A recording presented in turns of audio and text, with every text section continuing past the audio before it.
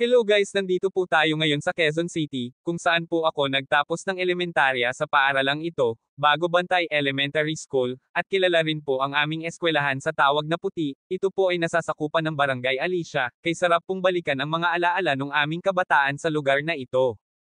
Ako nga po pala si Leon Save na taga Pililla Rizal nagbabalik tanaw sa aming eskwelahan, nawa po ay inyong nagustuhan at paki-like and share na rin po, follow and subscribe to my channel for more videos to be uploaded. Thanks a lot.